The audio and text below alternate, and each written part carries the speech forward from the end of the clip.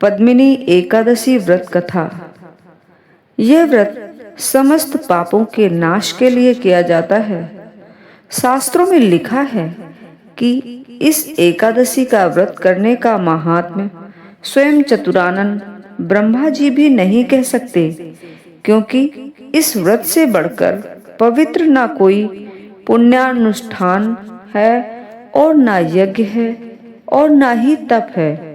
यह महान पुण्य को बढ़ाने वाला तथा पापों को नष्ट करने वाली एकादशी व्रत है। इसके करने से जन्म जन्मांतर के पाप नष्ट हो जाते हैं। इसका उपवास करने से मनुष्य की शत्रुओं पर विजय प्राप्त होती है तथा भय से मुक्ति मिलती है। इसके प्रभाव से व्रती मनुष्य इस लोक में सुख सौभाग्य को प्राप्त करते हैं और उनके सारे मनोरथ पूर्ण हो जाते हैं और वह धन धान्य से परिपूर्ण हो जाते हैं। इस दिन विधि पूर्वक उपवास धारण करने से पद्मनाभ भगवान के धाम की प्राप्ति होती है। पूजन विधि विधान। यह व्रत मलमास के शुक्ल पक्ष की एकादशी को रखा जाता है। व्रती को दशमी के दिन केवल चावल और जौ का हल्का आहार ही सेवन करके भूमि पर शयन करना चाहिए। ब्रह्मचर्य का पालन करना चाहिए। फिर एकादशी व्रत के दिन प्रातः काल उठकर प्रसन्नता पूर्वक नित्य कर्मों को निपटाएं। तत्पश्चात आंवले के चूर्ण को जल में मिलाकर स्नान करें।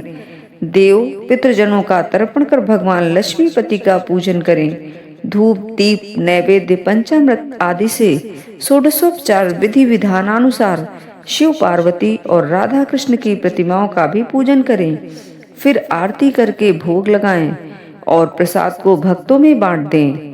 रात्रि जागरण के लिए भगवान के सम्मुख नाच व गान का आयोजन करें। व्रत के उपवास में फलाहार करें और अन्न का सेवन ना करें।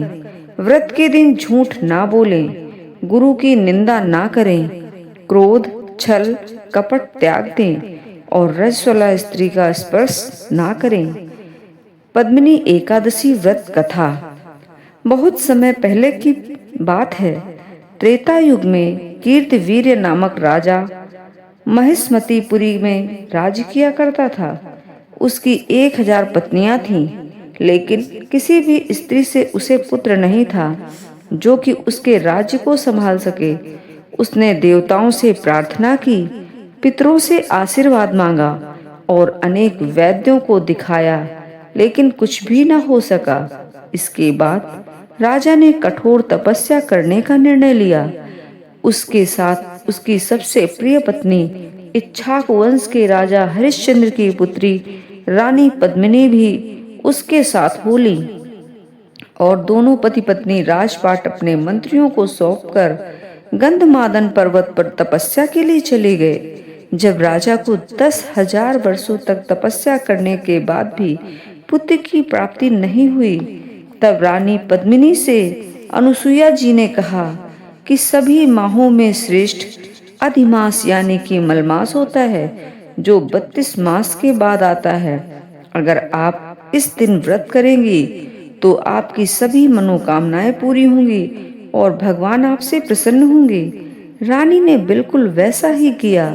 वे निराहार रहकर व्रत करने लगीं और रात्रि जागरण किया। भगवान विष्णु ने प्रसन्न होकर उन्हें पुत्र रत्न की प्राप्ति का आशीर्वाद दिया। फलस्वरूप कार्तवीर्य नामक पुत्र की प्राप्ति रानी पद्मिनी को हुई, जो कि तीनों लोकों में सबसे बलवान था और जिसका कोई भी सानी न था। जो भी राजा पद्मिनी की इस कथा का पाठ करता है और पद्मिनी एकादशी का व्रत करता है, उसकी सभी मनोकामनाएं पूरी होती हैं और वह यश और कीर्ति को प्राप्त करता है। धन्यवाद।